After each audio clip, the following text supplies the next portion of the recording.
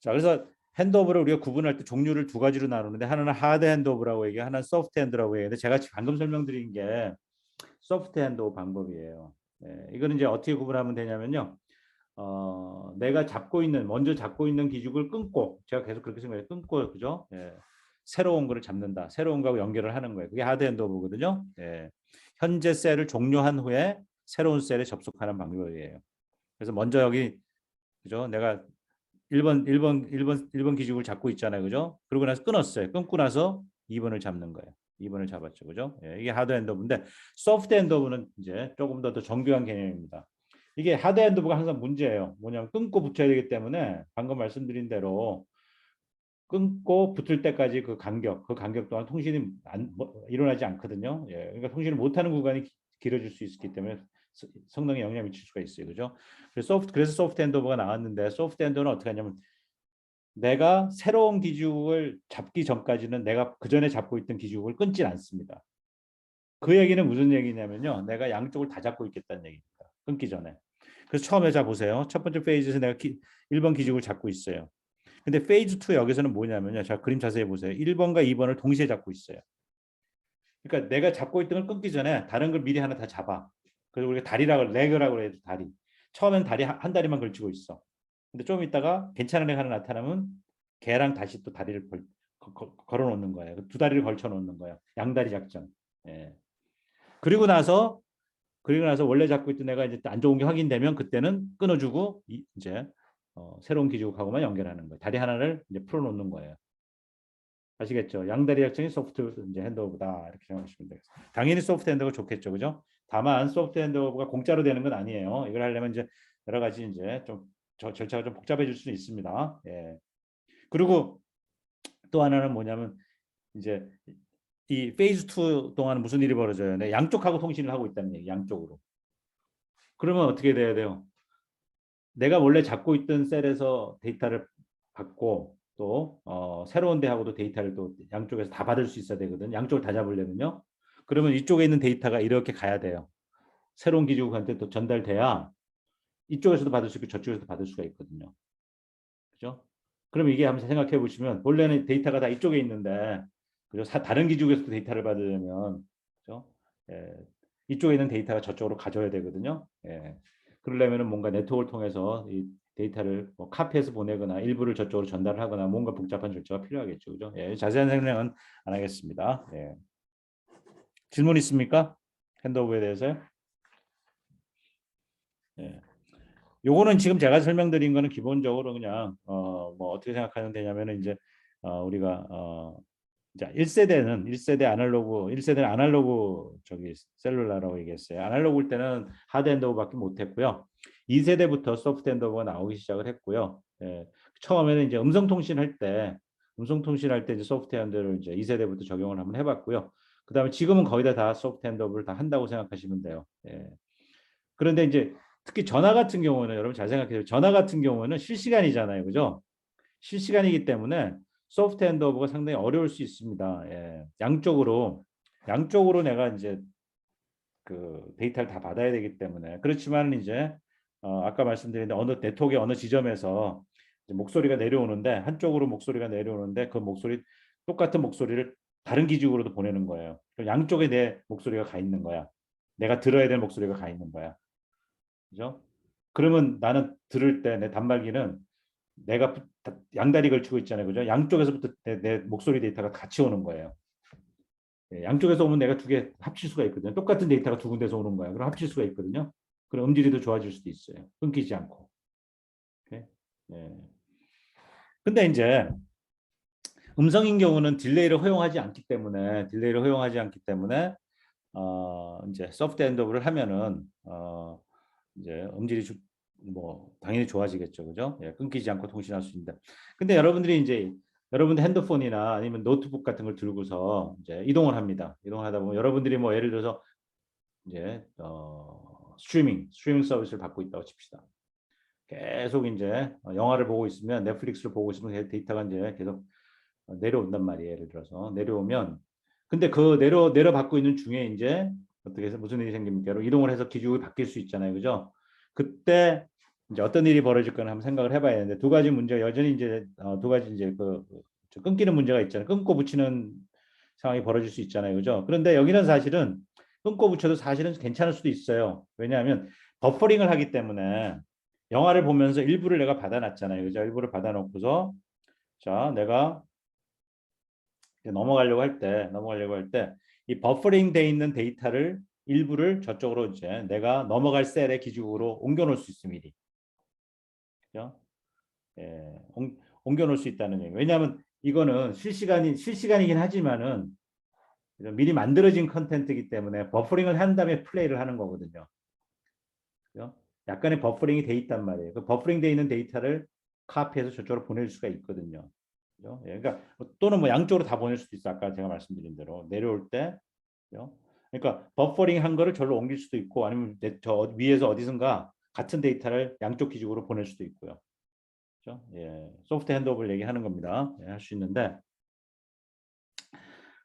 이제 여기서 제일 이제 심각한 문제는요. 어려운 문제는 이거예요. 자, 여러분 핸드폰 이제 우리가 여러분들 이제 그냥 그 데스크탑 컴퓨터가 이제 고정돼 있는 경우 집에 이제 노트북 같은 게 들고 다니는 게 아니에요. 핸드폰처럼 스마트폰처럼 들고 다니는 게 아니라 집에 고정돼 있으면은 또는 제 연구실에 고정돼 있는 컴퓨터는 뭐가 있냐면 IP 주소가 딱 정해져 있어요.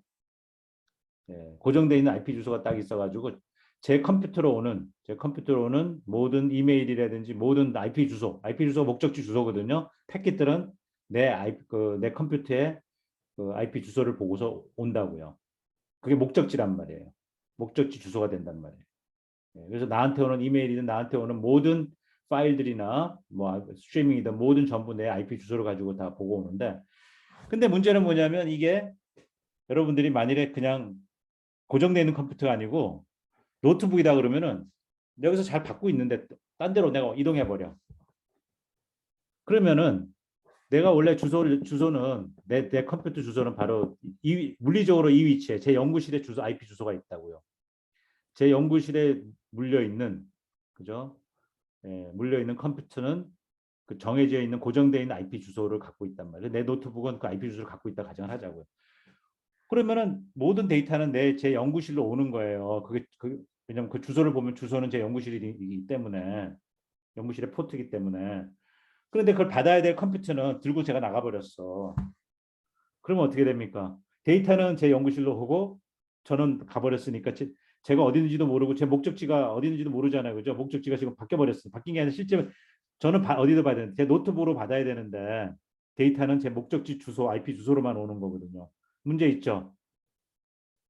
문제인지 이해되세요? 이해돼요 안 돼요? 네. 그 문제를 해결을 해야 됩니다. 예. 그래서 여기 보시면요. 그래서 무슨 개념이냐면 IP 모빌리티라는 개념이 나옵니다. IP 주소가 움직여 버리는 거예요. 그리고 여기 그림 보시면은요. 요 위에 그림 보세요. 자, 여기 여러분들 유튜브 이제 내가 본다고 칩시다. 여기 인터넷에 이제 유튜브가 여기 있어요. 그러면 이제 라우트를 거쳐 가지고 여러분들 이제 PC야. 이 고정되어 있는 PC라고 합시다. PC 1번, 2번, 3번 여기 있어. 다 여기 주소가 있죠. 10.1.1.5 뭐 20.1.1.5 이게 다 IP 주소거든요. 예, 제가 IP 애드레스가 어떤 형식을 가지고 어떤 폼을 가지고 이런 자세한 얘기들은 제가 안 하겠습니다. 이런 건 데이터 네트워크나 여러분들 따로 공부하시면 돼요. 예, 상식적으로 여러분들 지금은 대부분 다 알잖아요, 그죠? 예, 그래서 모든 패킷들이 인터넷을 통해서 목적지로 전달되려면 이 IP 주소가 IP 헤더에 들어간단 말이에요, 그죠? 어쨌든 이 주소를 보고서 내가 유튜브 무슨 영상을 본다 그러면 그 영상에 해당하는 패킷들이 다 네트워크를 쫓아서 일로 오는 거예요. 오면은 여기 보시면은요. 여기 있는 컴퓨터는 내 컴퓨터는 여기 있는 또 어떤 네트워크에 연결돼 있고요. 또 2번 컴퓨터는 여기 연결돼 있고 다 이렇게 연결이 돼 있어요. 그러면 다 보시다시피 자기 도메인이 있어요. 그래가지고 이제 내 컴퓨터는 어떤 특정 도메인에 이제 연결이 돼 있습니다. 그래서 10.1.뭐 10.1.1.0 슬래시 24 뭐 이렇게 이런 주소를 갖는 이제 도메인이 있습니다. 그러면 거기로 이제 패키지 오면 나는 이제 거기에 붙어 있는 거고요. 네. 그래서 아까 말씀드린 대로 이 목적 주소를 보고서 이제 해당하는 패킷들이 이제 전달이 됩니다. 네. 그래서 보시면 1번 PC는 IP 주소가 10.1.1.5기 때문에 여기 DIP라고 되어 있는 거 있죠. DIP가 10.1.1.5가 DIP가 뭐냐면 데스티네이션 IP 주소 약자예요. 목적지 IP 주소라는 얘기입니다. DIP. 예. 그리고 보내는 건 유튜브니까 유튜브 서버가 있을 거 아니에요. 그죠? 그 유튜브 서버에 IP 주소가 있을 거거든요. 그래서 요게 SIP라고 이게 소스 IP입니다. IP 주소입니다. 그래서 여기 요 IP 헤더예요. 예. 여기 보시면 IP 헤더 있죠, 그죠? 예, 이 IP 헤더 안에 이제 소스 IP 주소와 데스티네이션 IP 주소가 들어가 있는 거예요. 그러면 이제 알아서 지가 목적지까지 이제 물리적으로 딱 정해져 있기 때문에 이 주소만 보면 아 얘는 여기 있다는 거 알기 때문에 일로 다 패킷을 전달을 합니다. 예.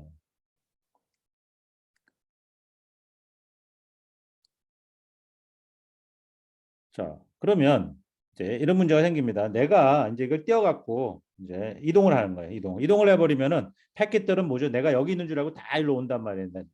내 패킷들은. 근데 문제는 뭐냐면 이걸 정작 받아야 될 이놈은 딴 데가 있단 말이에요. 아까 제가 말씀드린 것처럼. 예. 그래서 이제 우리가 이동통신에서는 어떻게 생각하면 되냐면요. 이제 PC가 마지막에 PC가 물려 있잖아요, 그죠? PC가 물리는 게 아니라 이제는 PC 대신에 노트북이나 핸드폰을 들고 있는 거고요. 기지국이 끝에 물려 있다 생각하시면 돼요. 기지국. 컴퓨터 대신에 이제 PC가 물려 있는 끝단에는 PC가 물려 죄송 기지국이 물려 있는 거예요. 기지국이 물려 있고요. 여기 이제 라우트가 있죠. 인터넷하고 연결되는 라우트가 있고요. 라우트를 통해서 그 전에 이제 이렇게 이제 다 접속이 된 거예요. 이렇게 접속이 되었어요. 여기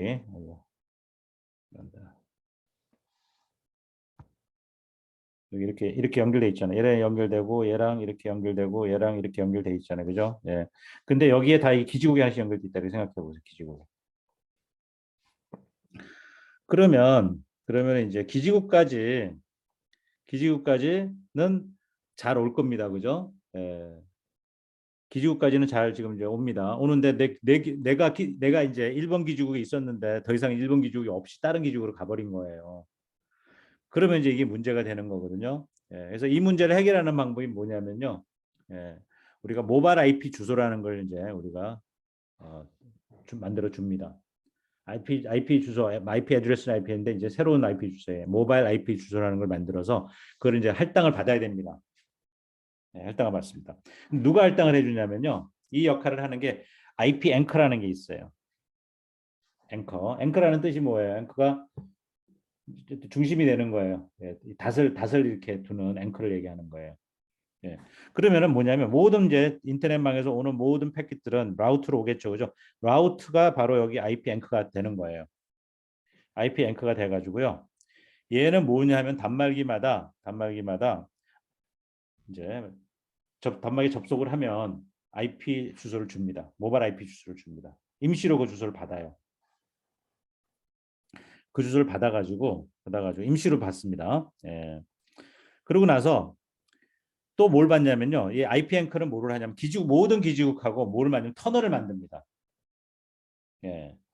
기지국별로 터널을 설정을 해요. 여기 보시면 터널 그림이죠. 터널 1번, 터널 1번. 그래서 첫 번째 기지국은 터널 1번이 있고요. 이 터널은 가상적인 터널이에요. 예. 그래서 IP 앵커하고 기지국하고 사이에 터널이 있고요. 또 IP 앵커하고 기지국 또 다른 기지국 2번하고 또 앵커가 있고요. 아니 터널이 있고요. 또 기지국 3번하고 또 터널이 있고 이렇게 다른 터널을 만들어 놓습니다. 그러면은요 단말이 이제 다른 데로 이동하잖아요. 다른 데 이동할 때 다른 기지국으로 이동하잖아요. 예.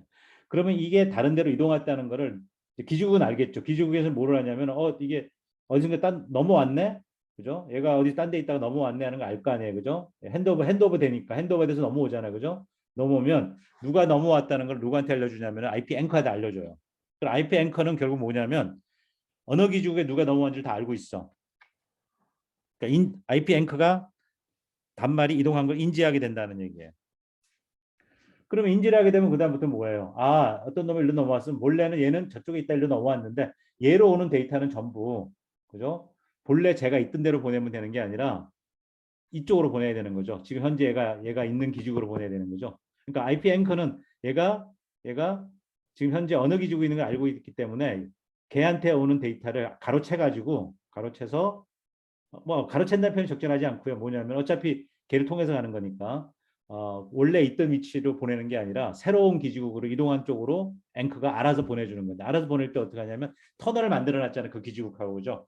그래서 그 기지국의 터널을 통과시켜서 보내는 거예요. 터널은 가상적인 개념입니다. 예.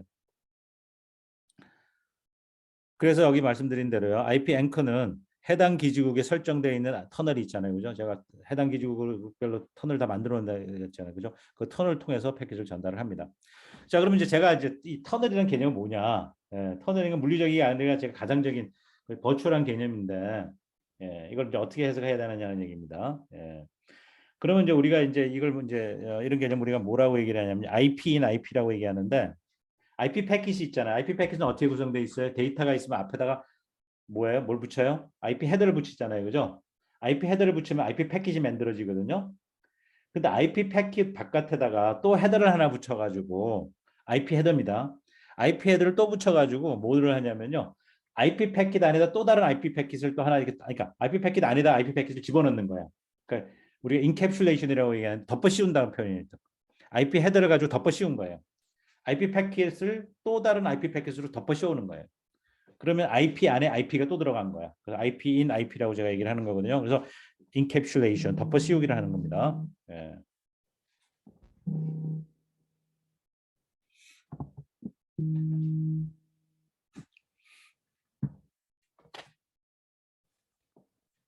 예.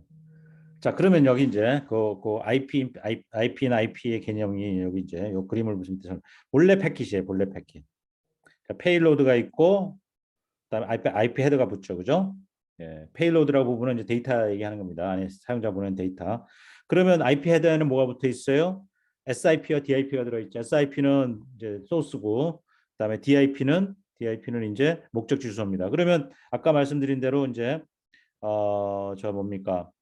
그 유튜브면 유튜브 주소가 있고요. 유튜브 서버 주소가 있고 그다음에 DIP는 어디면 요 라우터. 그죠? 처음에 요 라우터까지 보내야 될 거 아니에요. 그죠? 그 라우터까지 보면 여기 DIP가 1.1.1.8이라고 되어 있는 게 이제 여기 라우터의 주소고요. 그게 목적지가 되는 겁니다. 그래서 패킷이 여기까지 라우터까지 옵니다. 그러고 나면 이제 얘를 뭐를 해야 돼요? 얘를 기죽으로 보내는 거죠. 그죠?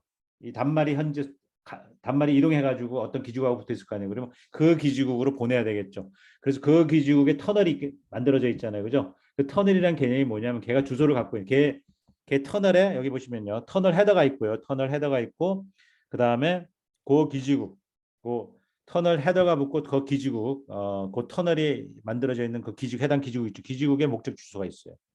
여기 보시면 20.1.1.5 예, 그게 바로 여기 있는 어디 갔나 20.1.1 예, 지점에서 안 보이네 잠깐만요. 여기 요거죠. 20점 예를 들어서 20.1.1.0 요겁니다. 여기 20.1.1.5 그래서 여기로 보내는 거예요.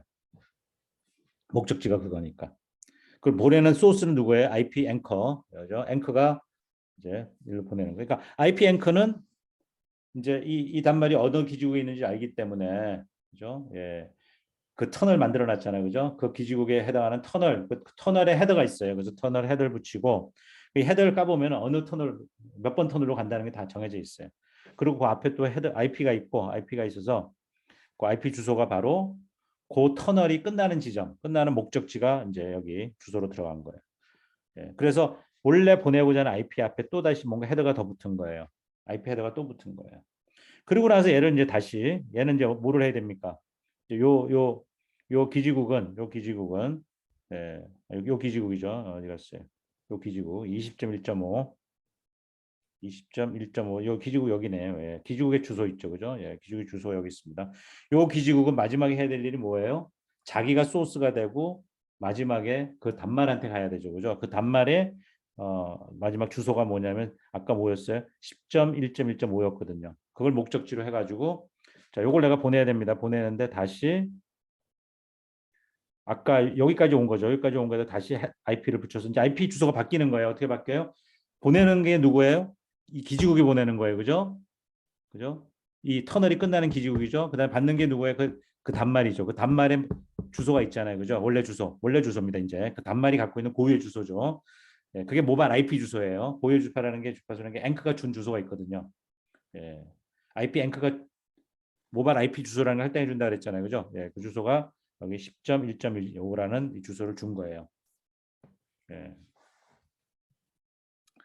이렇게 해서 딴 데로 옮겨가더라도 문제가 이제 이동성에 대한 문제가 해결이 됩니다. 이걸 조금 자세히 이동통신망 관점에서 보면은요 이렇게 될 거예요. 자, 우리 우선 이제 우리 LTE의 망 구조를 보면요 이렇게 돼 있다 그랬어요. 자, 단말기가 여기 있고요. 그다음에 기지국을 우리가 뭐라 부른다 그러냐면 이노드비라고 부른다 그랬어요. 그죠? 예. 그다음에 인터넷이 여기 있습니다. 그다음에 기지국하고 그다음에 인터넷하고 이제 여기 인터넷은 이제 뭐 이렇게 바깥에 이제 이렇게 있어요. 그다음에 이동통신 사업자들이 뭘 만드냐면 기지국으로부터 온 데이터들을 전부 인터넷으로 보내기 위해서 게이트웨이를 거쳐서 갑니다. 그래서 두 개의 게이트웨이가 있어요. 하나는 이 기지국하고 붙는 게이트웨이. 이걸 우리가 뭐라 그러냐면 서빙 게이트웨이, S 게이트웨이, S 게이트웨이. S 게이트웨이, 서빙 게이트웨이라고 부르고요. 그 다음에 인터넷하고 붙는 게이트웨이를 P 게이트웨이, 그러니까 우리 PDN 게이트웨이 이렇게 얘기하거든요. 그래서 P 게이트웨이 이렇게 얘기합니다. 두 개 게이트웨이로 이 두 데이터가 이렇게 해서 이렇게 가는 거예요. 왔다 갔다 하는 거예요, 양쪽으로. 아시겠죠? 예. 그러면 이때 이제 물론 여기 이제 이 게이트웨이는 얘는 데이터를 통과시켜 주는 거예요. 내가 보낼 데이터를 이제 통과시키는 거고 관문국이에요. 여기 데이터는 여기를 통과해서 나가야 되는 거예요. 그리고 들어올 때도 여기를 통과해서 들어오는 거예요. 그다음에 여기 뭐 MM이니 뭐 쭉 여기 이렇게 있는 것들은 전부 이건 이제 여러 가지 서버들인데요. 이런 것들은 다 이제 망을 운영하는 데 필요한 여러 가지 데이터들이나 이런 것들을 이제 관리하고 제어하는 데 필요한 서버들이고요. 이런 것들이 전부 다 묶여 있는 망으로 연결합니다. 이걸 우리가 뭐라고 부르냐면 코어 네트워크라고 부른다고 그랬어요.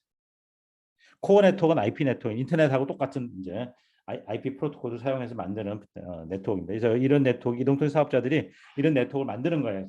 자기네들이 쓰려고. 자기네들이 무슨 정도로 쓴다고요? 자기네들의 데이터, 자기네들 서버들끼리 주고받는 데이터들이 있고, 그다음에 또 이걸 통해서 뭐를 해야 돼요? 사용자들의 데이터가 인터넷망으로 가도록 그죠? 데이터를 보내고 받는 그런 네트워크가 되는 겁니다. 그죠? 이 코어 네트워크예요. 그죠? 예. 그래서 코어 네트워크 빵빵하게 만들어 놔야 돼요.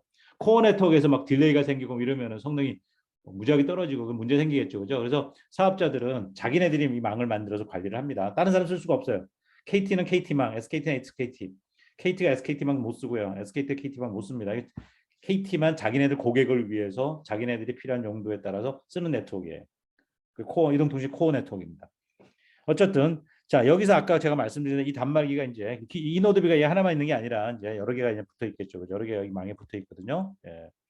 그럼 얘가 이제 이렇게 이동할 수 있단 말이에요. 이동할 수 있는데 아까 똑같은 개념으로 터널링 개념에 의해서 자 처음에 유튜브 데이터예요. 그러면 이제 목적지가 단말기가 처음 단말기까지 보내려고 하는 겁니다. 단말기 IP 주소가 있어요. 예, 주소가 있는데 원래 얘가 고정돼 있는 위치에 있으면은 딱 고정 주소를 쓰지만은 이게 움직이는 거기 때문에 이 주소는 고정돼 있는 주소가 아니고요. IP 앵커가 할당을 해줍니다. 예, IP 앵커가 그때 할당을 해줍니다. 그래서 모바일 IP 주소라고 얘기했어요. 모바일 IP 주소가 있으면은요. 자, 얘를 어디로 보냐면 이제 여기서 인터넷망에서부터 어디로 오냐면 P 게이트로 이제 오겠죠, 그죠? P 게이트웨이로 오면은요, 여기에 이제 P 게이트 도착한 거예요. 도착하면 P 게이트웨이는 뭐를 하냐면요, 이제 기지국이랑 이제 기지국 쪽으로 보내야 되는데 제가 아까 뭐라고 얘기를 했냐면요, 이 단말이 이제 어디 붙어 있는지를 이제 제가 모르잖아요, 그죠? 근데 그걸 아는 애가 IP 앵커라고 그랬어요. IP 앵커 역할을 해준 애가 누구냐면 바로 여기서 P 게이트웨이예요.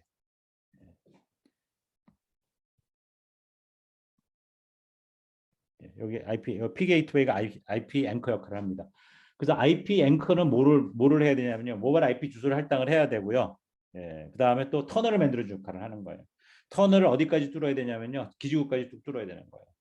그 여기 보시면 GTP 터널 이게 터널을 뚫어놓은 거예요. 여기서 목적적이 이 기지국까지. 예. 근데 여기까지 뚫리니까 또 다른 기지국에 있으면 또 다른 기지국까지 터널 만들고요. 또 다른 기지국에서 또 터널 만들고요. 기지국에 따라서 그죠? 예. 예. 기지국이 이제 여러 개 있으면 그죠? 그 기지국하고 다 터널을 다 만들어 놨어요. 예. 그래서 여기 터널 이제 이렇게 만들었습니다. 이 단말이 지금 이제 나의 목적지예요. 얘가 어딘가에서 옮겨온 거예요. 예. 그러면 아까 말씀드린 대로 이제 맨 먼저 어디로 보내야 돼요? 서빙 게이트웨이를 보내야 되겠죠. 그래서 맨 먼저 여기 GTP 터널 헤더에 보면요. 목적지가 서빙 게이트웨이. 그래서 여기서 일로 먼저 보냅니다. 목적지로. 그럼 얘는 받아가지고 뭐냐면 또 어디까지 기지국까지 보내야 되죠. 그죠? 그래서 기지국을 이노드비를 목적지로 하는 새로운 IP 주소를 만들어 IP 헤더를 만들어서 보냅니다. 예. 근데 목적지는 여기가 아니라 마지막에 단말이 목적이겠죠. 그죠? 위에 모바일 IP 주소가 있겠죠. 그죠? 그래서 여기 IP 헤더에다가 IP 헤더에다가 목적지를 이제 요걸로 바꿔서 바꿀 필요가 없다. 왜냐하면 목적지는 이미 여기 들어가 있죠. 그러니까 이거 띄워내면 되죠. 기준 이노드비는요. 이노드비까지는 얘가 역할을 다 한 거야. 이 IP 헤더가. 왜냐하면 목적지가 이노드비니까 이노드비까지 요걸 이용해서 들어왔잖아요. 그죠? 그러면 이걸 띄워내는 거예요. 띄워내고 나면 요 IP 패킷만 남겠죠. 요거만 단말한테 보내는 거예요. 그죠? 그럼 얘가 기지국은요. 얘를 이제 보내면은 단말이 여러 명 있을 거 아니에요. 그죠? 이거 뿌리면 단말은 뭐죠? 내 거는 내 주소를 알잖아요. 그죠? 내 거를 가져갈 수 있죠. 그죠? 예. 그래서 어떻게 이제 이동을 하더라도 그죠? 단말이 어디 있는지를 어떻게 알고 또 걔의 그죠? 주소를 어떻게 주느냐. 이게 다 누가 하느냐면 IP 앵커라는 놈이 한다. 그죠? 예, 그래서 여기 IP 앵커가 망에 있어서 그 역할을 다 해주고요. 그래서 IP 앵커하고 마지막 끝단 기지국까지 터널을 만들고 터널을 통과해서 온 패킷은 이제 패킷이 터널까지 통과를 할 때는 이제 그 터널 이제 IP 터널 헤더가 있는 거예요. 터널 헤더 HTTP 터널 헤더라고 되는 걸 통해 이용해 가지고 거기에 있는 주소를 이용해 가지고 목적지 이노드비까지 가고 걔는 받아서 그 헤더를 다 버리고 그 안에 있는 알맹이가 진짜 패킷이거든요. 진짜 패킷을 단말한테 뿌려줍니다. 그죠? 예, 거기는 주소가 진짜 주소가 단말에 진짜 주소가 들어있는 거죠. 모바일 IP 주소가 들어있는 거죠. 그죠? 그래서 우리가 단말 기에서는 고정 주소를 쓰는 게 아니고 그때 IP 앵커가 주소를 할당을 해줍니다. 아시겠죠? 예. 자 여기까지. 자, 질문 있나요? 질문이 없으면 예. 잠깐만 좀 제가 인터럽션을 좀 인터럽션이 아니라 제가 잠깐만 끊을게요. 약간만 좀 홀딩 해주세요.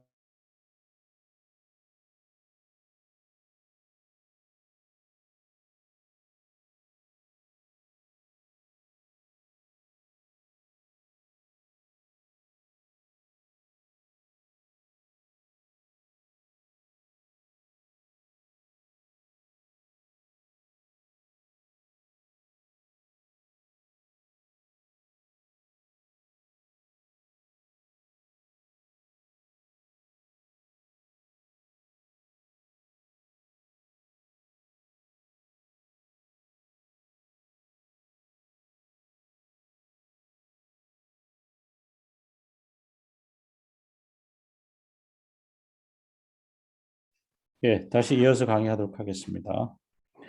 자, 이제 다음에 우리가 이해를 해야 될 게 뭐냐면 멀티플 액세스입니다.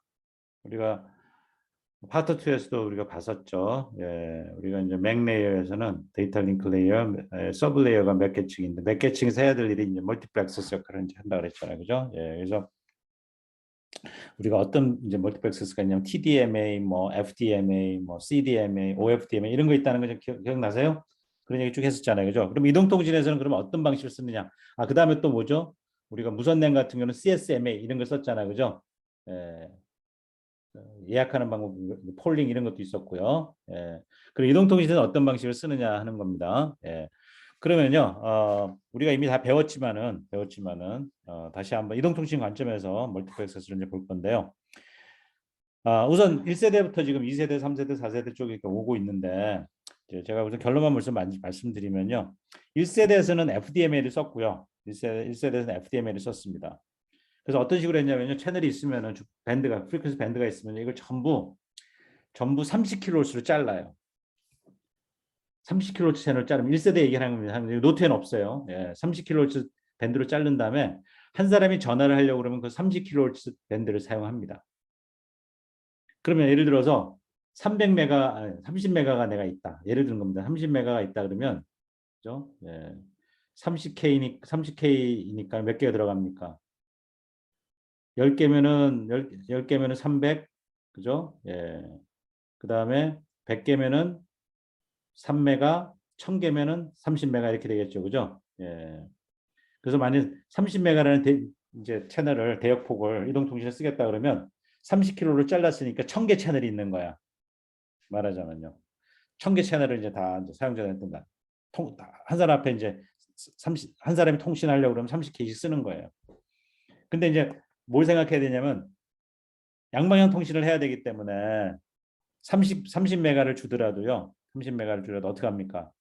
다운링크 채널과 업링크 채널을 구분하기 위해서 밴드를 둘로 나눠야 되죠. 업링크 밴드와 다운링크 밴드를 나눠야 돼요. 기억나세요? FDD? Frequency Division Duplexing. 그렇죠? 그러니까는 다운링크 기지국에서 단말기를 받을 때는 15메가를 쓰는 거고요. 또 단말기가 기지국으로 쓸 때는 15메가를 쓰는 겁니다.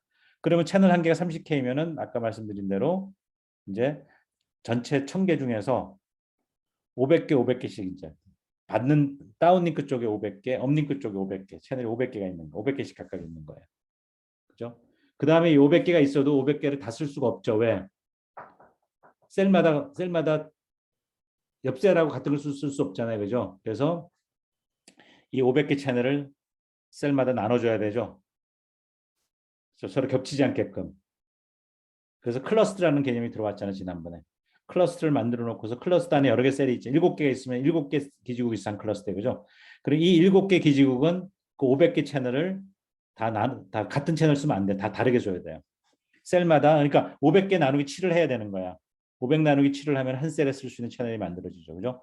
그렇지만 이 클러스터 말고 또 옆에 클러스터에서는 여기서 사용했던 이쪽 클러스터에서 사용했던 그 채널을 옆에 있는 클러스터에서는 또 재사용이 가능하죠. 그죠? 이게 이제 FDMA를 통해서 하는 거예요. 마찬가지로요. 이제 TDMA에 대해서 제가 설명할 TDMA 관점에서요. 자, 이거는 제가 조금 더 구체적으로 설명을 할게요. 네. 요건 예시를 지금 실제 시스템입니다. 실제 사용할 때 시스템을 가지고 제가 설명을 할게요. 예, 그게 뭐냐면요. IS-54라는 시스템 규격 이름입니다. 이건 미국에서 만든 규격이에요. 그리고 이거는 미국에서만 쓰다가 이제 살고 보니 없어졌어요. 이제 우리나라에서는 이 시스템을 쓰지 않았습니다. 예. 그러니까 우리나라 1세대는 뭐냐면요. 우리나라 1세대는 그 저기 뭐야. 제 기억에는 IS 제가 139인가 제가 기억을 잘 못하겠는데요. 하여간 1세대 우리나라 1세대 아날로그 셀룰라 시스템 미국 방식을 갖다 썼어요. 미국에서 이제 쓰던 시스템을 그대로 장비를 그냥 사다가 그냥 깔아서 썼어요. 예. 그러고 나서요. 이제 2세대로 가면서 미국은 아날로그에 처음 만들어놨던 아날로그 시스템에서 아날로그 셀룰라죠. 이 미국에 쓰던 아날로그를 요거를 디지털로 변환합니다. 그게 바로 IS-54예요. 그래서 우리나라에서 사용하던 1세대 쓰던 거를 얘네들은 그걸 이제 아날로그로 디지털로 바꿉니다. 예. 시스템을 이제 새로 디자인한 거예요. 우리나라에서는 2세대로는 이걸 쓰지 않았어요. 우리나라 독자적인 방식을 만들어 썼습니다. 그게 CDMA라는 방식이거든요. 그 다음 페이지에 나옵니다. 예. 그래서 우리나라에서는 TDMA 시스템을 쓴 적이 없어요. 예. 미국은 TDMA를 처음 썼지만 그렇지만 이제 우리가 TDMA가 어떻게 동작하는지 이해하기에는 굉장히 좋은 예시이기 때문에 제가 설명을 할 겁니다. 자, 뭐 상황은 이런 상황. 기지국 있고요. 단말기가 지금 3대가 있으면요. 이 3명이 양방향 통신을 해야 될 거 아니에요. 그렇죠? 예. 양방향 통신을 하는데 제가 설명은 여기는 지금 설명을 제가 어떻게 할 거냐면은 다운링크만 설명을 할게요. 다운링크. 예. 업링크도 똑같이 동작을 합니다. 네, 다운링크만 설명할 기지국이 단말한테 이제 보내는 거예요. 전화 통화를 할 때 1번하고 통화를 해야 되고 2번하고도 통화를 하고 3번하고 통화를 해야 돼요. 예. 근데 이 통화를 하는 방법이 주파수를 잘라서 하는 게 아니라 시분할을 하겠다는 게 타임 디비전을 하겠다는 얘기입니다. 그러면 채널이 3개가 만들어져야 돼요. 3명이 통화를 하려면 채널이 3개 만들어져야 되겠죠. 그죠? 동시에 통화를 하려고 그러면요. 예. 그러면 어떻게 하냐면요. 아까 1세대 아날로그 시스템은 채널 하나가 얼마나 그랬냐면요. 30kHz라 그랬죠. 그렇죠. 그리고 이제 아날로그 변조 방식은 뭐 쓰냐면요. 여러분들 중에서 혹시 안 들은 사람도 있겠지만은 지난 학기에 이제 제가 뭐 가르쳤냐면 아날로그 이제 통신을 강의를 했었어요. 그죠? 통신 시스템에서 아날로그로 강의했는데 그때 AM, FM 이런 게 나오잖아요. 그죠? 우리가 쓰는 AM 방송, FM 방송인데 쓰는 거예요. FM 변조 방식, frequency modulation. 우리가 지금 FM 방송에서 쓰고 있는 그 변조 방식을 사용을 했었어요. 그걸로 가지고 우리가 이제 전화 통화를 했던 거예요. 자, 근데 그건 지금 중요한 게 아니고요. 채널의 대역폭이 30kHz였다는 게 중요한 겁니다. 예. 30kHz 채널이 있었는데 1세대에서 그거를 가지고서 디지털로 이제 바꾸는 거 2세대로 오면서 어떻게 바꾸냐면요. 자, 여기서도 설명할게요. 우리가요 전화를 할 때 보내는 사람하고 받는 사람 사이에서 딜레이가 자, 여러분들이 얘기를 하고 제 귀에 들어오잖아요. 그럼 그때 딜레이가 보통 우리가 한 100ms 이내 안에 보다 딜레이가 더 커지면은 이 정상적인 통화가 좀 어렵습니다. 그러니까 누가 얘기를 하고 나서 내가 뭐 듣고 나서 뭐죠? 내가 답을 하고 하는데 서로 왔다 갔다 하는 사이에 막 서로 한 100ms 정도 딜레이가 생기면 뭔가 막 이게 어긋나는 거예요. 여러분들 그런 경험 많이 해봤을 거예요. 예. 특히 옛날 같은 국제전화 같은 거 하다 보면 그런 딜레이가 위성 통해서 하다 보면 딜레이가 많이 생기거든요. 예. 그래서 이제 그런 딜레이를 줄이는 방법 중에 하나가 딜레이를 줄이는 방법이 아니고요. 우리가 이제 그래서 항상 이제 뭐냐면 데이터가 그러니까 이런 거야. 여러분들이 말을 하는데 내가 말한 걸 빨리 상대방한테 전달을 해야 될 거 아니에요. 전달하는 단위가 1분마다 한 번씩 전달하면 안 된다는 얘기. 1분마다. 1분 제가 1분 동안 얘기한 걸 내가 전달하고 또 1분 있다 또 얘기한 걸 전달하고 이렇게 하면 안 되고요. 또는 1초 만에 하면 전달이 너무 늦어. 제가 지금 얘기한 거를 1초 동안 얘기한 거를 묶어 가지고 전달하고 또 1초 동안 얘기한 걸 묶고 전달하고 하면 1초라는 딜레이가 생기잖아요. 그죠? 예. 그렇게 하면 안 되고요. 우리가 그런 문제가 안 생기도록 하기 위해서 어느 단위로 잘라서 보내냐면 20ms 단위로 잘라서 보내요. 그러니까 제가 말하는 목소리를 아날로그잖아요. 그죠? 이거 디지털로 바꿔요. 어떻게 디지털 바꿉니까? 샘플링하고 퀀타이제이션 하는 거야. 배웠죠? 그죠? 앞에서 우리 배웠잖아. 제 목소리를 샘플링 1초에 8,000번 샘플링하고 한 샘플을 8비트로 바꾸는 거잖아요. 그죠? 기억나세요? PCM이라고 그랬어요. 그거를. 그러면 얼마냐면 1초 동안 64,000비트가 나온다 그랬어요. 근데 1초 단위로 보내는 1초 단위로 64,000비트를 보내는 게 아니고 어떻게 보낼 거냐면 20ms 단위로 보낼 거예요. 1초는 너무 길어. 그래서 20ms마다 한 번씩 제가 제 목소리를 샘플해서 보내야 되는 거예요. 그럼 20ms 동안에 몇 비트를 보내야 된다는 얘기죠? 1초 동안에 몇 비트? 64,000비트가 발생하잖아요. 그죠? 그러면 20ms 동안에 몇 비트가 발생할까요? 자, 누가 한번 답해 보세요. 빨리 계산하세요.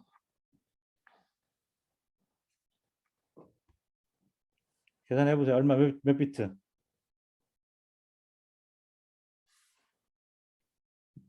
이거 답 못하면 제가 지금 무슨 얘기하는지 모르는 거야. 1초 동안에 64,000비트가 발생하잖아요. 64,000비트를 보내야 되는데 1초 단위로 보내는 게 아니라 20ms마다 보낸다. 20ms 동안에 몇 비트씩 보내야 돼요. 이건 초등학생 문제야. 제가 지금 질문 드린 건요. 몇 비트?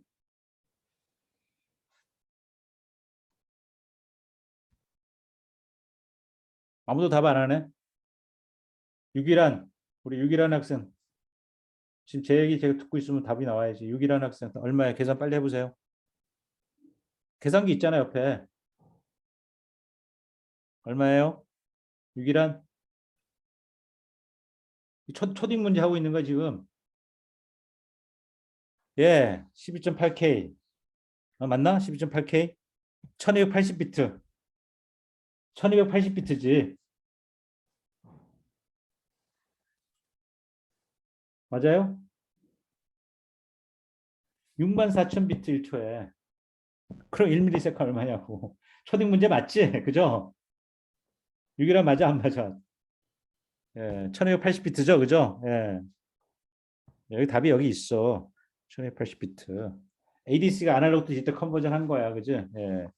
그래서 한 사용자는 1280비트를 20ms 동안에 보내야 되는 거야. 그치? 예. 그런데 이제 1280비트를 보내려고 하는데 이게 데이터가 너무 많아. 그래서 압축을 합니다. 이게 디지털이 비트니까 비트 압축이 가능하잖아요. 그죠? 그래서 1280비트를 159비트를 압축을 합니다. 압축률이 상당히 높아요. 예. 그래서 우리 목소리가 압축된다 생각하면 돼. 디지털로. 그럼 한 사용자가 보내야 될 비트는 159비트예요. 그런데 이제 159비트를 보내야 되는데 실제로 260비트를 보냅니다. 이제 이유는 이제 있어요. 여기 이제 에러 크랙션인 에러 프랙티셔너라고 불렀는데 정확한 에러 크랙션이에요. 이 비트를 보내면 깨질 수가 있잖아요. 그래서 우리가 앞에서 배웠죠. 뭐야? 에러 크랙션 코딩, 채널 코딩이라는 거 배웠죠. 기억나요? 채널 코딩을 왜 합니까? 비트가 에러가 난 걸 고친다 그랬잖아요. 그죠? 네. 그래서 그걸 하기 위해서는 추가적인 비트를 붙여야 된다 그랬잖아요. 그 추가적인 비트를 붙인 게 260비트야. 그래서 한 사용자가 통화하는 데는 20ms마다 260비트를 보내면 되는 거예요. 그렇게 설계를 했어요. 됐죠? 기억하세요. 자, 그런데 다시 이제 돌아와서 30K7의 채널이 있으면, 자, 질문. 30kHz 채널이 있으면 여러분들이 1초에 몇 비트 보낼 수 있습니까? 이거 우리 배웠잖아. 파트 1에서. 공을 몇 개 던질 수 있냐고요. 30kHz 채널이면. 3만 개 보낼 수 있잖아. 공, 그죠? 그래, 안 그래요? 공 3만 개 던질 수 있다고. 그죠? 근데 공 색깔이 몇 개냐가 중요하죠. 변조 방식. 그죠? 네, 여기서 무슨 방식은 QPSK 씁니다. QPSK 쓴다는 얘기는 무슨 얘기예요? 공 색깔이 4개야, 4개. 그래서 공 하나 던지면 2비트야. 그쵸? 그러면 얼마 보낼 수 있습니까? 1초 동안에? 6만 비트. 60kbps, 60kbps. 60kbps 보낼 수 있다고. QPSK 쓰기 때문에. 자, 그런데 60kbps를 써야 되는데요. 자, 우리가 앞에서 배웠나요? 롤 팩트라는 거 배웠어요? 제가 기억이 잘 안 나네. 우리 파트 1에서 했나요? 우리가 정확하게 우리 직사각형으로 필터를 못 만드니까 약간 스무드하게 필터를 만들거든요. 네, 그러면서 대역폭이 줄어들거든요. 그래서 실제로 60km를 못 보내고요. 48.6kbps를 밖에 못 보냅니다. 이건 이제 롤 팩터에 따라서 달라지는 겁니다. 네. 제가 롤 팩터 설명했는지 아닌지 기억이 잘 안 나네. 노트에 있었던 것 같기도 하고요. 롤 팩터. 네. 그래서 60kbps를 실제로는 그대로 다 보내고 우리가 만들 수 있는 거는 48.6kbps 채널을 만들게 됩니다. 자, 그럼 질문. 48.6kbps의 의미는 뭐냐면 1초 동안에 48,600비트를 보낸다는 얘기입니다. 그럼 20ms 동안에 몇 비트를 보낼까요? 계산하면 972비트를 보낼 수가 있어요. 20ms 동안. 자, 근데 우리가 한 사용자가 몇 비트 보낼 수 있다 그랬죠? 몇 비트 보내야 된다 그랬죠? 260비트 보내야 된다 그랬죠? 그렇죠. 그런데 내가 보낼 수 있는 거는 채널은 내가 갖고 있는 디지털 채널이에요. 디지털 모듈레이션 내가 만든 채널은 972비트를 보낼 수 있대요. 그러면 972비트를 보낼 수 있는데 내가 260비트만 보내면 채널이 남아돌잖아요. 그렇죠. 그래서 어떻게 하냐면요. 이 972비트를 세 도막을 냅니다.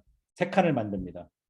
그래서 요 시간 동안 여기서 여기까지 보낼 수 있는 게 972비트를 보낼 수가 있어요. 요 시간 동안에. 근데 그거를 세 토막, 시간을 세 토막을 냅니다. 그래서 한 토막은 972를 3으로 나누세요. 네, 그러면 324가 나오지. 그러면 요 한 토막이 여기 324죠. 요게 한 개 324. 324를 여기서 보내는 거예요. 여기서 324를 또 보내고, 여기서 324를 보내고. 그 324 보내고, 324 보내고, 324 보내고. 그러니까 20ms 동안에 972비트가 가는 거예요. 그 세 칸을 만든 거야, 시간축에서. 그래도 우리 그 칸을 우리가 뭐라 그러냐면 타임 슬롯이라고 얘기합니다. 그래서 타임 슬롯 3개를 만든 거예요. 타임 슬롯 1, 2, 3. 그래서 한 슬롯이 324비트를 보내는 거예요.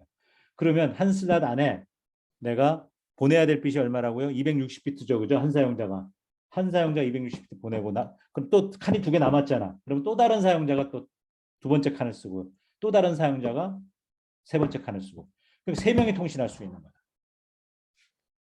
원래 아날로그로 통신을 했으면 30kHz 채널 가지고서 FM 모듈레이션 해가지고 한 사람밖에 통화를 못했거든요. 근데 QPSK를 가지고서 디지털 채널을 만들어가지고 타임 디비전을 하니까 칸이 3개가 만들어져. 3번을 전송할 수 있는 기회가 생기는 거야. 그럼 여기는 세 사람한테 한 칸씩 주는 거야. 타임 슬롯 하나씩 주는 거예요. 그럼 3명이 동시에 30K 채널 가지고서 30kHz 채널 가지고서 3명이 동시에 그죠? 네, 통화가 가능하다는 얘기예요. 설명이 됐나요? 이게 TDMA 방식이에요. 됐습니까? 자, 확인. 이거 굉장히 중요한 개념이죠. TDMA는 이제 여러분들이 아주 구체적으로 여러분들이 이해할 수 있는 좋은 예제가 될 겁니다. 그래서 일반적으로 이제 보면 이게 시간이 이제 이렇게 있으면 시간이 이렇게 있잖아요. 그러면 내가 채널을 만들어 가지고 이걸 칸을 자릅니다. 타임슬롯 여기 보시면 타임슬롯 이렇게 1번, 2번, 3번 이렇게 해서 M개. 지금 우리 여기 같은 경우는 IS 54의 경우에는 세 개를 만들었어. m이 3이야. 1번 1, 2, 3. 1, 2, 3을 만든 다음에 또 다음에 20ms 나오면 또 1, 2, 3이 또 나오는 거야. 또 다음 20ms 동안 1, 2, 3이 또 나오고요. 그리고 일본 사용자는 20ms 동안에 첫 번째 타임슬롯 쓰고 또 20ms 지난 다음에 그 다음에 나오는 또 타임슬롯 넘버 1을 쓰고 또 20ms 지난 다음에 또 나오는 타임슬롯 1을 쓰고 이런 식으로. 그래서 우리가 뭘 정해야 하냐면요. 프레임이라는 걸 정해야 합니다. 프레임은 뭘로 만들되면 타임슬롯 이렇게 쪼갰잖아요. 그죠? 예, 칸을 만들었잖아요. 그 1번 칸, 2번 칸, 3번 칸 이런 식으로 이 칸들을 합쳐서 우리가 프레임이라고 얘기합니다. 이게 기차라고 생각하면 돼. 기차가 이제 한 량짜리 기차가 있고 두 량짜리도 있고 지하철 생각해 보세요. 세 량짜리도 있잖아요. 그죠? 예, 그래서 쭉 연결을 해가지고 이제 기차가 되잖아요. 그죠? 예. 그리고 1번 칸, 2번 칸, 3번 칸 이렇게 있는 거야. 기차가. 그래서 칸이 많은 기차도 있고 뭐 칸이 적은 기차도 있겠지. 그죠? 예, 어쨌든 그 전체 칸을 기차를 이제 프레임이라고 생각하면 돼요. 프레임이 지나가는 거야. 시간 쭉 따라서. 프레임이 지나가면 각 사용자한테 칸을 정해주는 거예요. 너는 1번 칸, 너는 2번 칸, 너는 3번 칸. 그리고 기차 지나고 나면 다음에 또 새로운 기차가 오는 거야. 그럼 내가 1번 칸 할당받았으면 이번 기차에서 1번 칸 내가 쓰고 기다렸다가 새로운 기차가 오면 새로운 기차 1번 칸 또 내가 쓰고 또 다음에 또 기차가 오면 1번 칸 내가 쓰고 이런 식으로. 이해되세요? 예. 그래서 프레임이 정의가 되는 거죠. 이런 식으로. 예. 그래서 이제 대표적인 TDMA 시스템이 바로 이제 IS-54가 이제 미국에서 만든 거고요. 마찬가지로 유럽에서는요. 항상 이제 미국하고 유럽하고 이제 갈라집니다. 예, 초창기 미국이 이제 전화를 처음 만들고 뭐 이러면서 미국이 상당히 큰 역할을 했죠. 예, 그렇지만 유럽도 만만치 않습니다. 예.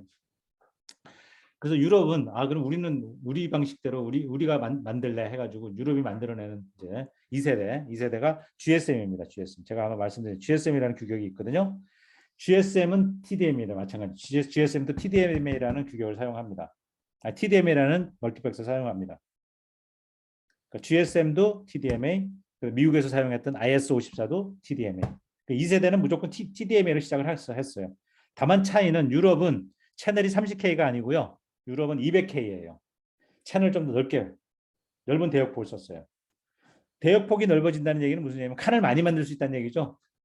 넓은 대역폭이니까는 보낼 수 있는 비트 수가 많잖아요. 그죠? 예, 그럼 칸을 만들 유럽에서는 칸을 몇 개면 8개를 만듭니다. 8개. 한 프레임에 8개 프레임이 들어가요. 아니 8개. 한 개 프레임에 8개 슬롯이 들어갑니다. 아시겠죠? 예.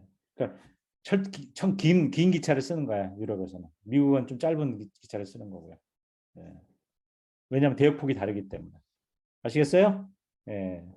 자, 오늘 시간이 다 돼서 여기까지 하고요. 다음 시간에는 제가 CDMA라는 방식을 얘기를 할 겁니다. CDMA는 이제 누구냐? 얘는 누구냐가 아니라 얘는 어떤 방식이냐? 예. 1세대 FDMA, 2세대 TDMA잖아요. 그죠? CDMA도 2세대예요. 근데 어떤 2세대냐? 우리나라가 만들어서 사용했던 2세대예요. 예. 그러니까 2세대부터는 이제 방식이 갈라지기 시작한 거야. 어떤 나라는 IS-54를 쓰고 TDMA, 유럽은 GSM이라는 걸 쓰고요. 그것도 TDMA. 우리나라는 CDMA라는 시스템을 씁니다. 예. 근데 그 배경이 있어요. 제가 우리나라가 최초로 만들었다고 얘기를 했는데 사실은 기술 자체는 우리 게 아니에요. 우리가 기술을 도입을 해왔어요. 이론적인 기술만 그게 바로 퀄컴이 만든 기술이에요. 여러분들이 잘 알고 있는 퀄컴이 바로 이 CDMA 기술을 가지고서 지금까지 성장해온 회사예요. 예. 지금은 이동통신의 독보적인 존재죠, 그죠? 예. 그래서 퀄컴은 그 당시에 그죠? 이제 제가 말씀드린 건 1980년대 말 90년 초반이에요. 조그만 벤처 같은 회사여서 직원 200명밖에 안 되는 회사였어요.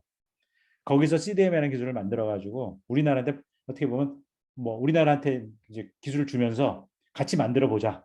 왜냐면 퀄컴은 작은 회사였기 때문에 이런 걸 만들 능력이 안 돼. 기술은 있는데 이런 이동통신 시스템을 만들 능력이 안 돼. 그래서 우리나라하고 같이 협력을 해서 이제 기술을 만듭니다. 만들어서 성공을 했어요. 그러고 나서 우리나라에서 최초로 깔았어. 그게 우리나라의 2세대예요. 그래서 이 CDMA가 어떻게 동작했는지를 이해하는 게 다음 시간의 목적입니다. 오케이? 됐나요? 오늘 여기까지 하겠습니다. 자, 질문 있는 사람은 남아서 하세요. 네, 제가 좀 더 남아 있을게요.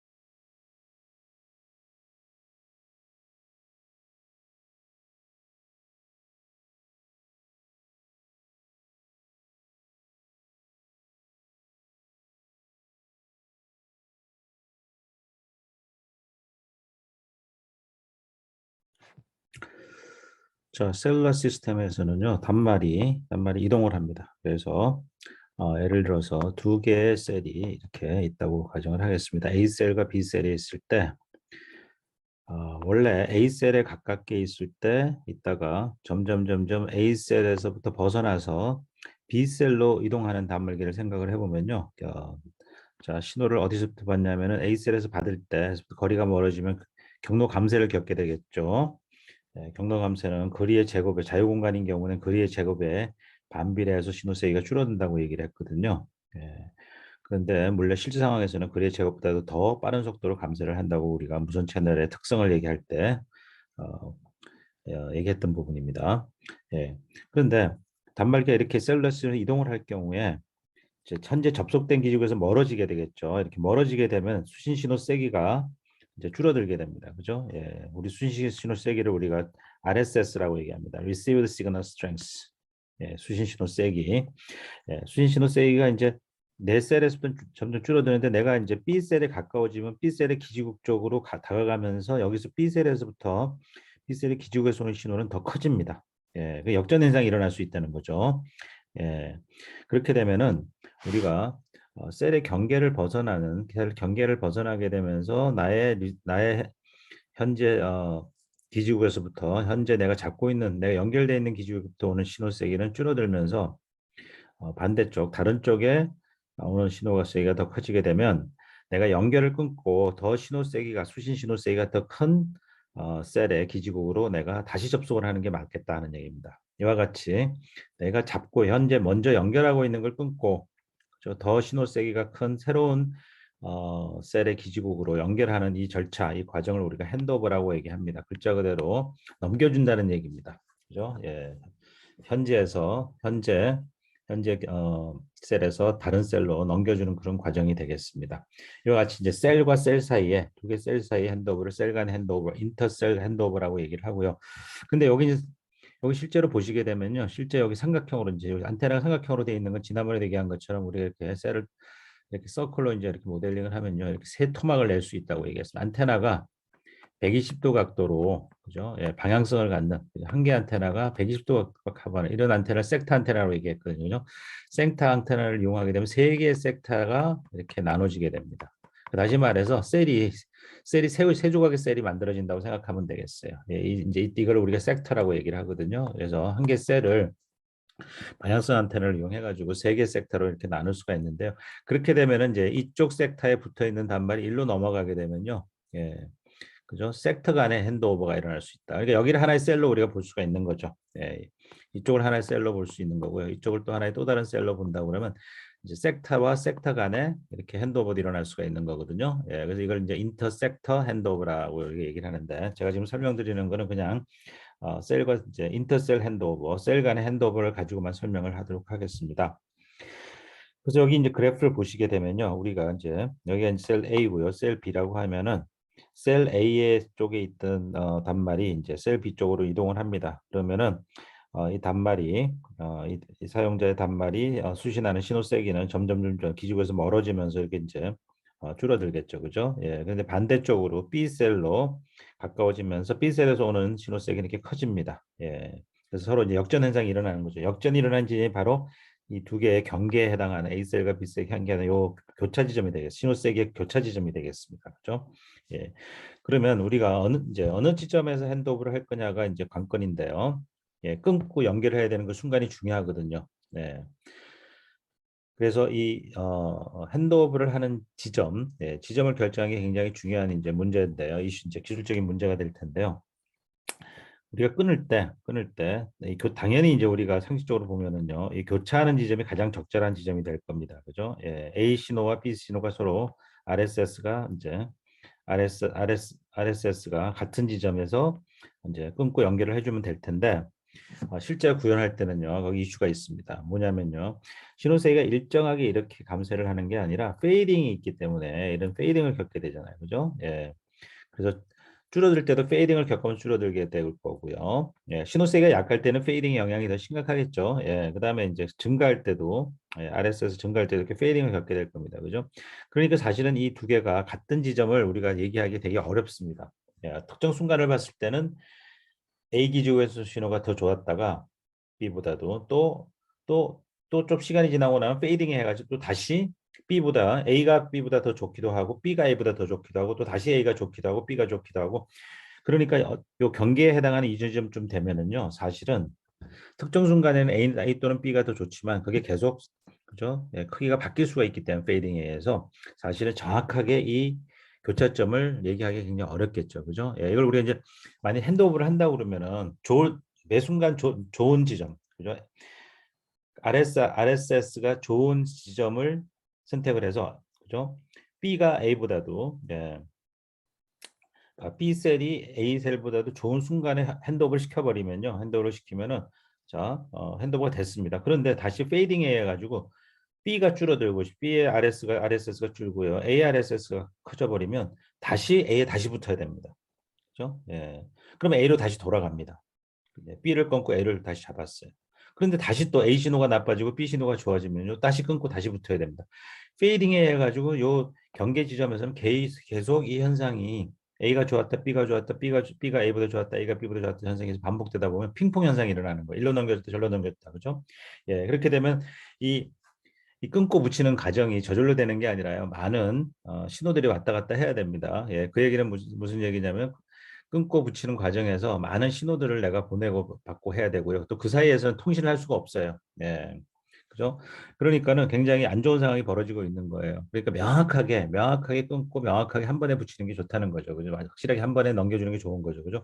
그러니까 이 이 두 개가 교차하는 지점, 중간 지점이라는 걸 찾기가 굉장히 어렵고요. 그걸 찾는다 하더라도 핑퐁 현상이 일어나기 때문에 결국은 어느 지점을 기준으로 해야 할지 굉장히 막연해질 수가 있습니다. 그래서 이 부분을 우리가 이제 명확하기 위해서 이제 좀 많은 이제 어, 고민을 좀 해야 되겠죠. 그래서 이제 우리가 핸드오프하는 어느 시점에서 핸드오프 할 거냐 했을 때 여러 가지 이제 옵션이 있을 수 있는데요. 지금 방금 제가 말씀드린 거는 이제 예를 들어서 요 교차하는 지점, 예, 수신 신호세기가 교차하는 지점을 하면 좋겠지만 적절하지 않다는 얘기를 했습니다. 예. 그러면 이제 또 다른 선택은 뭐가 있을 수 있냐면요. 문제가 되는 우리 핑퐁 현상이 일어나는 이유가 결국 페이딩 때문인데 그런 페이딩에 대해서 어느 정도 내가 마진을 줄 수가 있습니다. 예, 그러니까 뭐냐면은 어떤 이제 임계값을 하나 둬 가지고요. 신호세기가 A와 B의 또는 신호세기 같은 지점이 아니라 조금 더 A가 조금 더 나빠질 때까지 기다려주는 겁니다. 예. 왜냐면 그죠? 미리 넘겨버리면 다시 A가 더 좋아질 수도 있기 때문에 A가 확실히 나빠질 때까지 기다렸다가 예, 기다리고 그다음에 그 사이에 B는 확실하게 더 좋아지겠죠. 그죠? 그래서 요 지점이 되는 A로부터 오는 신호가 요 트레시홀드 여기 1번 트레시홀드입니다. 1번 트레시홀드보다도 더 떨어지면 그때 가서야 A를 끊고 B로 연결을 하겠다 하는 얘기입니다. 그러니까 확실하게 기다렸다가 확실할 때 붙이겠다는 얘기죠. 그렇죠? 예. 그게 이제 한 가지 방법이고요. 예, 그걸 여기 이제 보면 RSS와 그다음에 threshold 인계값을 이용해서 이제 결정을 하는 이제 방식이 되겠고요. 예, 이제 두 가지 방식이 있는 겁니다. 예. 그래서 또 이제 요 트레시홀드를 이용해 가지고 하는 방식이 있고요. 또 다른 방식 하나는 뭐가 있을 수 있냐면 우리가 히스테리시스라는 걸 정의할 수가 있는데요. 이 히스테리시스를 정해 놓고서 이 히스테리시스를 기준으로 이제 하는 방법입니다. 히스테리시스는 뭐냐면요. 여기 지금 이제 몇 B셀이죠. 내가 다가가고 있는 쪽 B셀에 이제 신호가 좋아지고 있잖아요. 좋아지는 요걸 기준으로 하는 게 아니라 여기서부터 일정한 간격, 요 크기, 일정한 간격만큼 이렇게 떨어뜨리면은요, 새로운 커브가 나오죠. 이 그래프를 밑으로 내렸다 생각하시면 돼요. 이렇게 내린 거예요. 예. 그러니까 실제 신호 세기는 초록색인데, 실제 신호 세기는 초록색인데요. 요 노란색으로 이제 일단은 내가 기준을 이제 히스테리시스 값만큼 요 차이를 요 차이를 이제 히스테리시스라고 제가 이제 얘기를 하겠습니다. 그래서 히스테리시스라는 값만큼 커브를 밑으로 내린 거예요. 예. 내려놓고서 이 노란색으로 제가 표시한 이 커브를 기준으로 해서 A와 비교를 합니다. 예. 그러니까는 아까 우리가 트레시홀드 둥그란 사실 그냥 비슷한 개념이기도 합니다. 비슷한 개념인데 이제 좀 더 이제 완전히 이 커브 두 개를 커브 두 개를 이제 명확하게 내가 정해 놓는 거예요, 미리. 예, 그래서 내가 수신한 값, 내가 이제 실제로 측정한 값보다도 어떤 히스테리시스 값만큼 밑으로 내린 다음에 그걸 기준으로 해가지고 그 기준으로 해서 그 지점, 그죠? 이제 노란색입니다. 노란색하고 이제 빨간색 어, 원래 신호죠.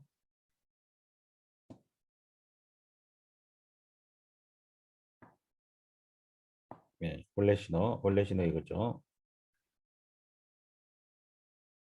예, 요 신호하고 만나는 지점, 노란색과 요 빨간색이 만나는 요 지점, 요 지점에서 핸드오버를 시키자 하는 얘기입니다. 예. 그래서 세 번째 방법은 그래서 A라는 방법이 있었고 B라는 방법이 있었고 C라는 핸드오버 방법이 있는데 하나가 RSS 수신 신호하고 히스테리시스를 비교해가지고 결정을 하는 겁니다. 그죠? 네, 이것도 한 방법이고요.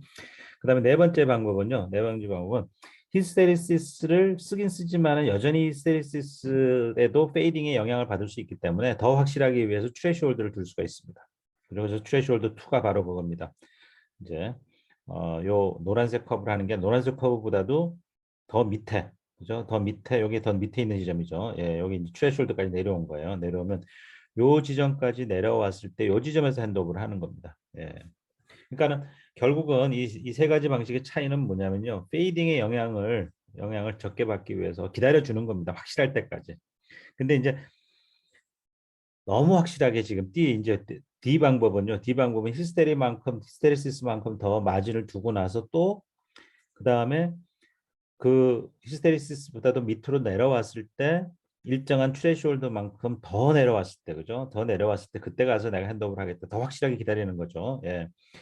그렇게 되면은 어 핑퐁 영상은 줄어들 겁니다. 그죠? 왜냐하면 내 신호가 내가 원래 잡고 있던 이제 그 셀 A의 신호가 정말 낮아졌고요. 그다음에 이쯤 되면 뭐죠? 실제 신호는 B에서 오는 신호는 엄청 커졌거든요. 그죠? 예. B에서 오는 신호는 훨씬 더 커졌거든요. 그러니까는 하나는 확실히 떨어졌고 하나는 확실히 커졌기 때문에 핑퐁 현상 거의 일어나지 않겠죠. 그죠? 거의 확실한 신간에서 핸드오버를 하는 거죠. 예, 그러니까 지금 이제 장단점이 있습니다. A라는 지점에서 핸드오버를 이제 A 방식으로 핸드오버를 하게 되면요. A라는 방식으로 핸드오버하게 되면 핑퐁 현상이 굉장히 많이 일어나고요. B에서 하게 되면 핑퐁이 줄긴 하지만 여전히 또 여기도 핑퐁 현상의 영향을 받을 수가 있습니다. 페이딩 영향을 받아서 핑퐁이 일어날 수 있습니다. 그죠? 그래서 A 방식보다 B 방식이 더 안정적이죠. 안정적이라는 얘기는 핑퐁에서 드러납니다. 근데 B보다도 C가 더 안정적일 수 있습니다. 그죠? C가 더 안정적일 수 있고요. 그다음에 D가 더 안정적입니다. 그죠? 예. 그런데 이때 이제 여러 가지 생각을 해볼 수 있는 게 뭐냐면 여기서 A에서부터 D라는 사이에 이제 여기서 핸드오버할 수도 있었고 여기서 B에서 핸드오버할 수 있고 C라는 방식으로 핸드오버할 수 있고 D라는 방식으로 핸드오버할 수가 있는데 이제 이 방식들로 갈수록 뭐가 달라지냐면은 더 안정적인 핸드오버를 할 수 있지만은 핸드오버 하는데 걸리는 시간이 길어진다는 얘기입니다.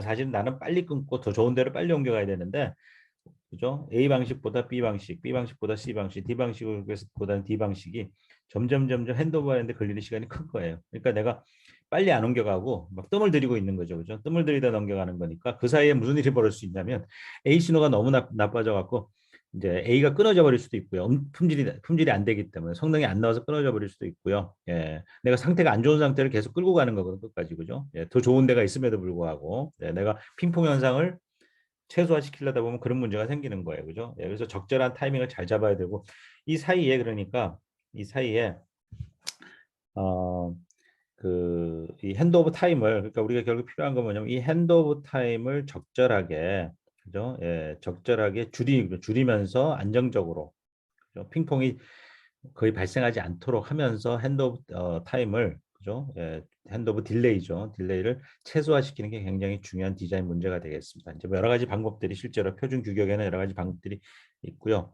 또 이거는 이제 구현하는 사람이 여러 가지 추릭을 이제 도입을 해가지고 성능을 이제 잘 높여야 되겠죠. 예. 그래서 뭐 구체적인 방법들은 설명하지 않겠고요. 일단은 제가 말씀드린 대로 이제 목적이 뭔지, 핸드오버를 설계할 때 뭘 고려해야 되는지 부분만 가지고 제가 이제 설명을 드린 겁니다. 다시 말해서 페이딩에 따른 핑퐁 현상을 가능한 발생하지 않도록 하고요. 하면서 핸드오브 시간은 최소화시켜야 되겠다 하는 거, 그게 이제 디자인의 핵심이 되겠습니다.